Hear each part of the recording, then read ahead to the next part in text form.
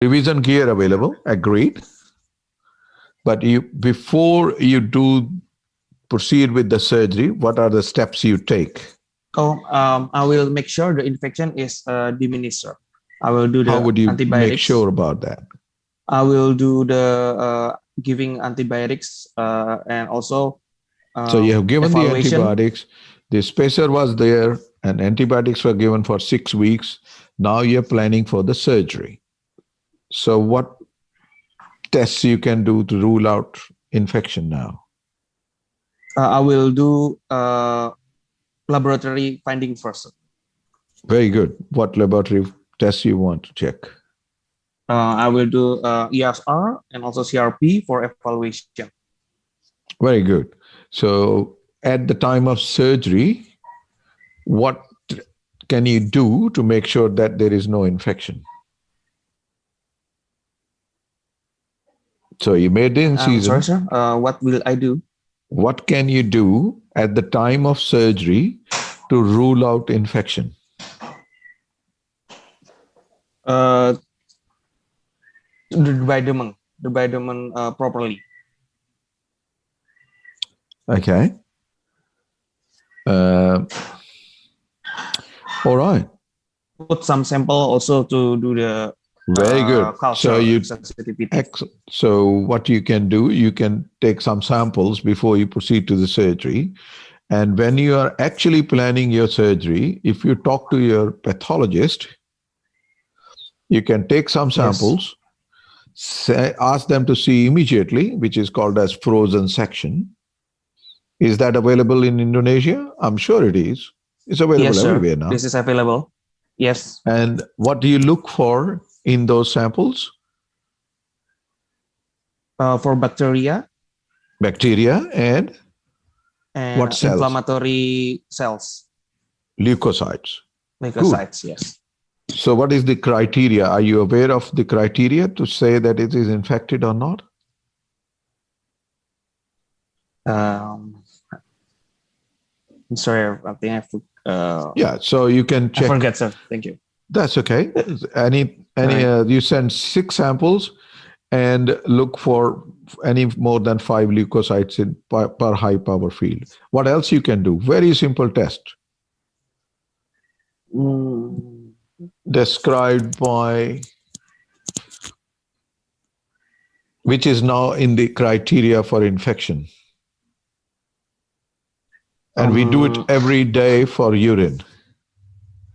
Every day for deep test, I think. Yes. So you can use the urine stick for dip test to look for the nitrates and look for the leukocytes. It's one of the very easy tests, and it's now one of the criteria to describe infection, that if your dip test is positive. I can't see the... Thank you, Doctor. Time is up. Okay, good. Go to next. You happy with that, Dr. Patu? Yes, thank you, Dr. Sandeep. You'll pass this case when it is in the exam? Of course. Right. I think we can skip this one. Okay, next. Yes, sir. Dr. Istan, if you find these cases a bit difficult, let me know. I'll change it. No, it's okay. It's okay. Very fine, sir. Okay, you can read the scenario. Number 2. Case 4, 14 years old boy presented with backhead, had worst activity, occasional pin and needles in feet, and otherwise healthy. What are your concerns for this patient? I'm concerned the patient with the backhead. I think is the problem in the spine, and then maybe it's there was a problem in the nerve, sciatic nerve, because there was occasional pain and needle in feet. Sir. Excellent, very good. So, which one of those two is more important, backache or pins and needles? Backache, sir. Sure. We get backache every day, don't we? I think with pins and needles.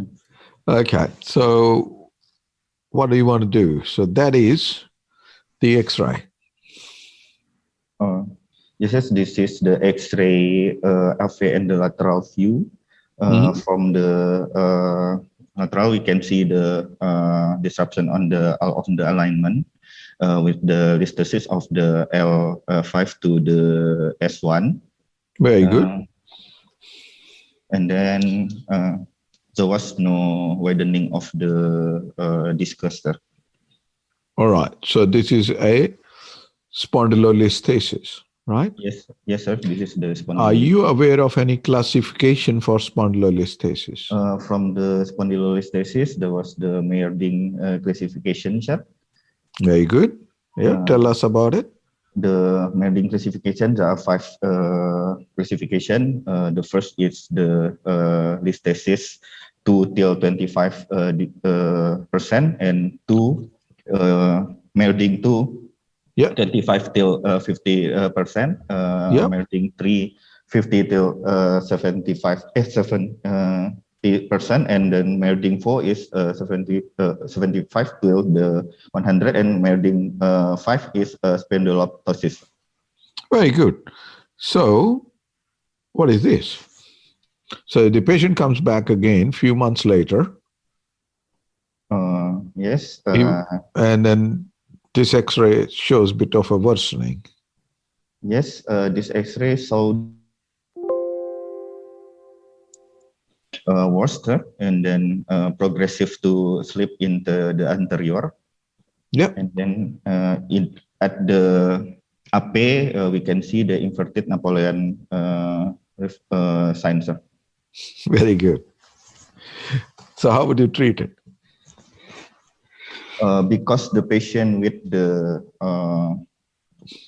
have the complaint with the neurologic, I think we need to do the decompression for the nerve with do the operative treatment, sir. Well done. So you want to decompress it, and how would you make it stable? We can do with from the posterior, sir. Posterior decompression and posterior stabilization and spinal fusion. Yeah. And correction the alignment. Maybe we can do full the correction. Yeah. And we do from the L3, L4, and the S1, sir. Very well done. You have any questions, Dr. Istan, for him? I don't think so. Maybe you there? Yeah. No, sir. For now, thank you. All right. So I think you're done well. And the further question can be asked, what you are going to do with the L5. So one is that you can leave it alone. Second is you can actually take the whole thing out. Third is you can try to reduce your spondylolisthesis. When you are reducing it, you should not reduce it more than 2 levels. What that means, if you have level 4, you can bring it to level 2, but don't try to reduce more than that. So if you try to reduce your spondylolisthesis more than 2 levels, it will cause paraplegia. So that's a bit of a high level question, but I thought since you have done so well, we should probably. Okay, already time's up, sir. Thank you, sir. Egban? It's time's up now. Okay, Time's good. up. Let's go.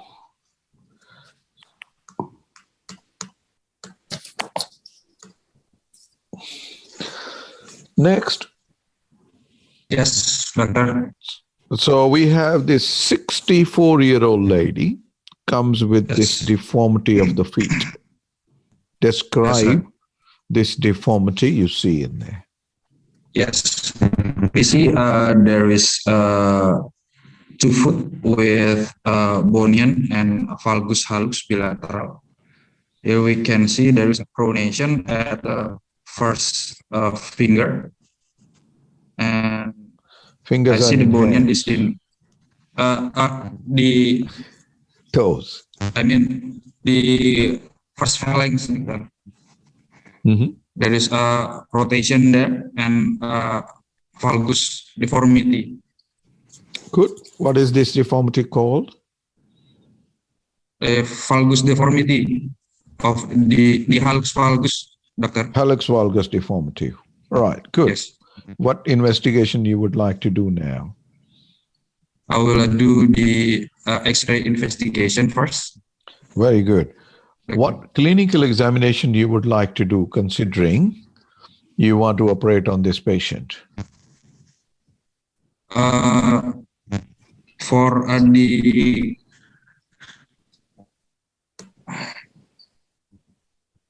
For the flexibility of the foot and the how about the ligamentous condition of the foot, doctor?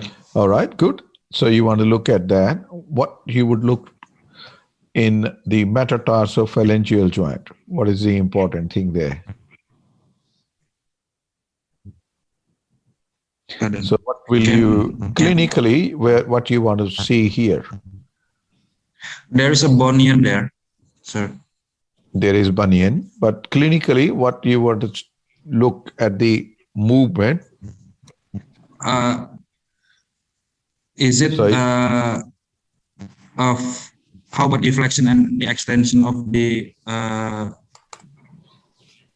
metatarsophalangeal Okay, good. So how much joint? is the flexion and extension? One. What else? Will you look at the pain? Yes, of course.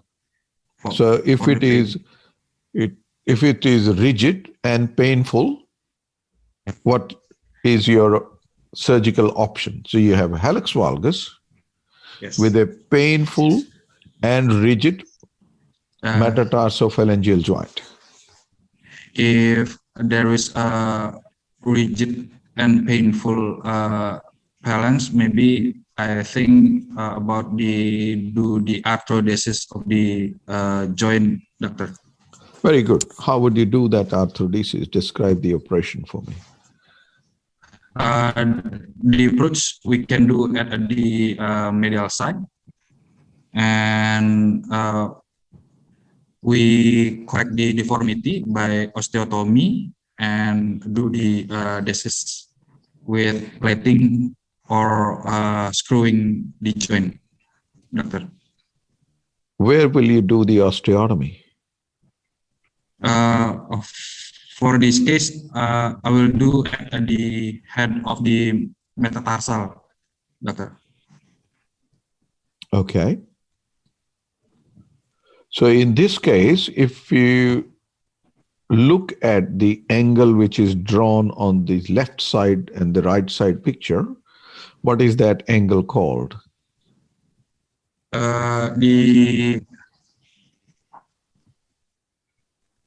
The hallux valgus angle, doctor.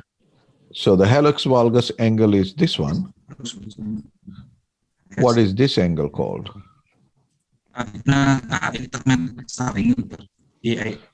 Okay, good.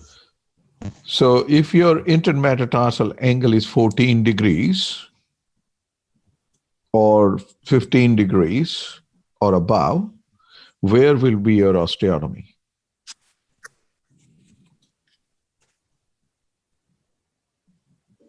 All right. Anyway, so time is finishing. To quickly go through this, when you're doing arthrodesis, you don't do osteotomy here. It will never heal. Right? Yes. So either you want to just take the bunion off and arthrodese the toe in a good position, or if you have to do an osteotomy, you do the osteotomy here, bring the toe back in here and do the arthrodesis here. If you do the osteotomy of the head or the neck of the metatarsal and then do the fusion, they never heal. They get AVN. Yes. So that causes avascular necrosis. Never ever do an osteotomy here and then fuse it. Yes. All right. So intermetatarsal angle, hallux valgus angle, So there's a classification by Roger Mann, which looks at the hallux valgus angle and intermetatarsal angles and divides these into mild, moderate, and severe. And if you have arthritis of the tarsometatarsal joint, of the metatarsophalangeal joint, you do fusion. If the joint is good, you do osteotomy. Yes. All right, let's go to the next. Yes, Doctor. Next case, please. Oops. Sorry, I'll bring up the other one.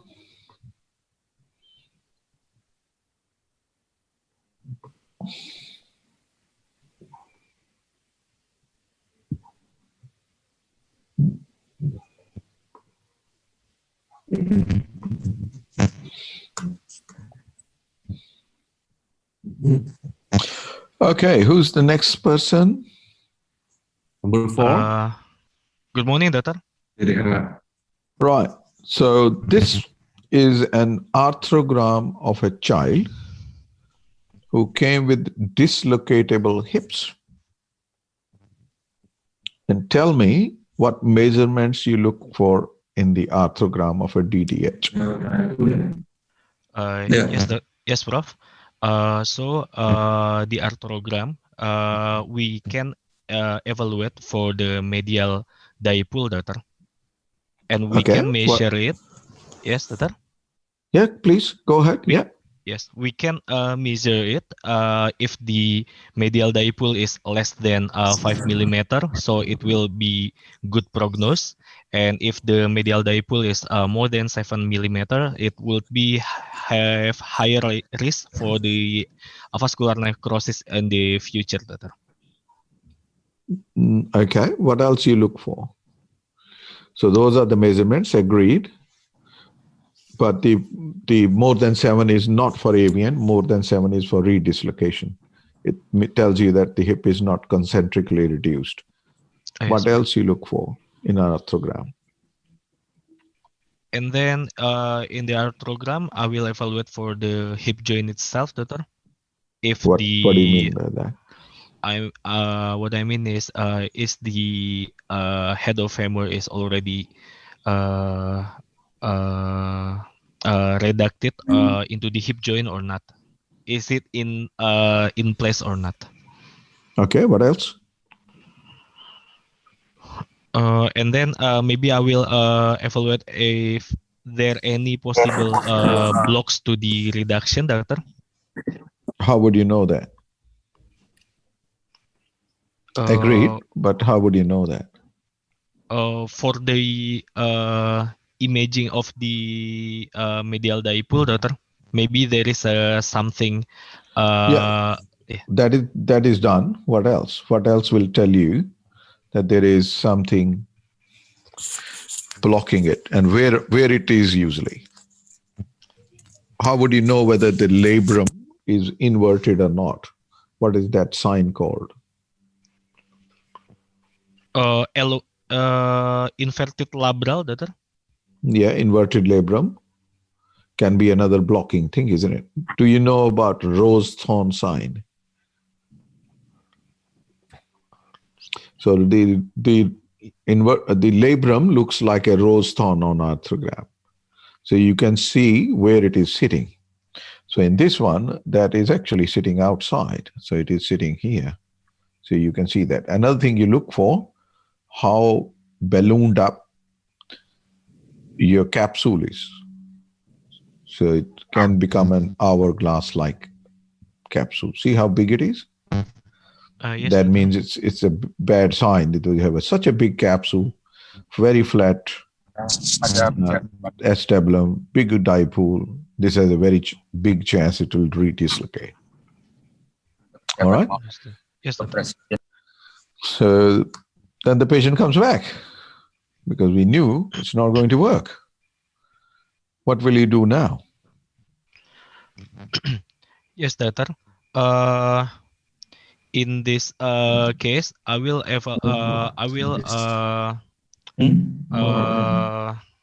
needed to know about the age of the patient, Doctor. A patient is 18 months old. if in the 18 months old, so and from this X-ray we can see if there is a superior displacement of the femur. So in patient 18 months old, maybe if the close reduction is not working, we can using the open reduction, and then we can using the hip spica cast data for the fixation data. If it's still data. Can you talk again? My microphone stopped. Speaker stopped working for some reason. Yes, doctor. In case No. of the 18 months Just wait. old.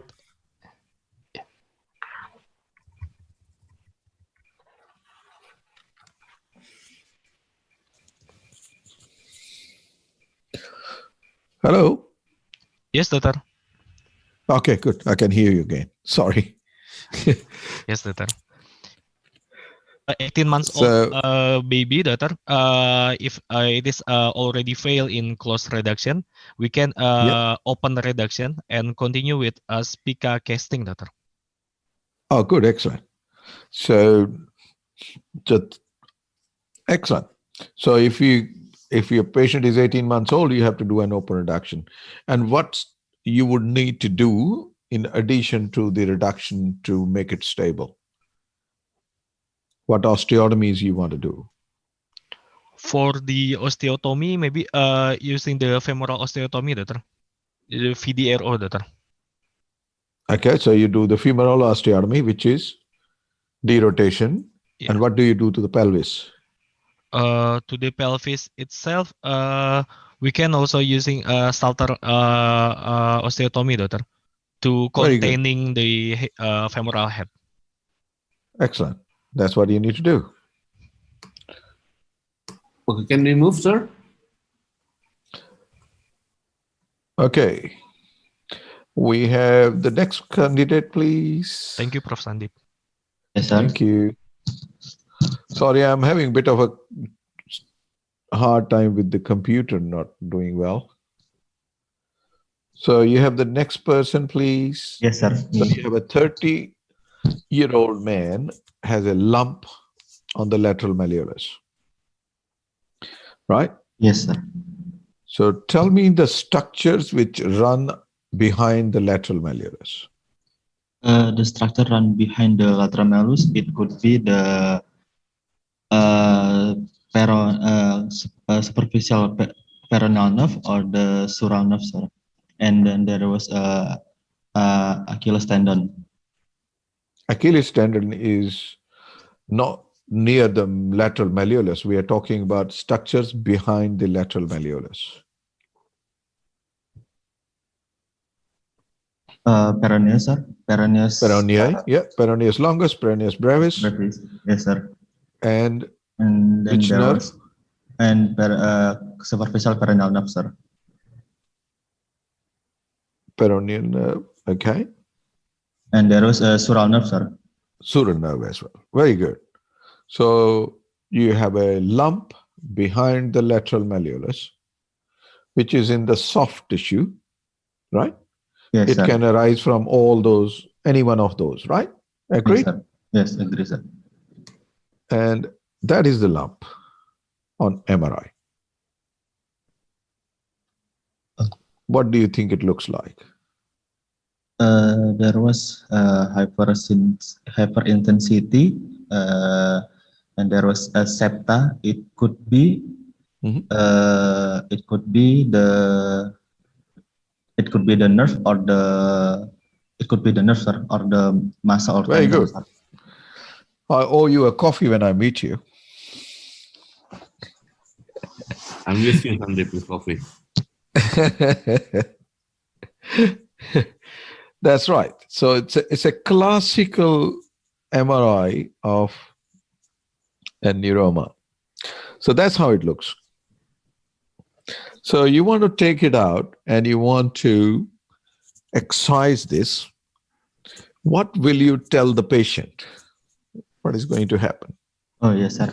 If we exercise this, the patient will lose the function of the nerve. There would be loss of sensoric and motoric, sir. Very In the well done. distal of the nerve, sir. Good. That's it. That's all about this patient. Okay, Right. So who's next? number 6. So the classical thing is looking at the septae. Right. Yes, sir. So when you can see these septae and then you have that myelin sheath going up, it's a classical of leiomyeloma or some tumor of the myelin sheath of the nerve.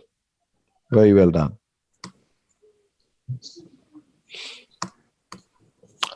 Okay. Yes, sir. Next person, please.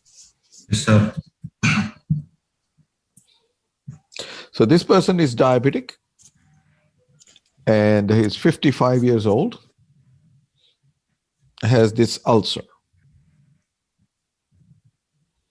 Tell me, what is the classification for diabetic ulcer on the foot and where this will fit in?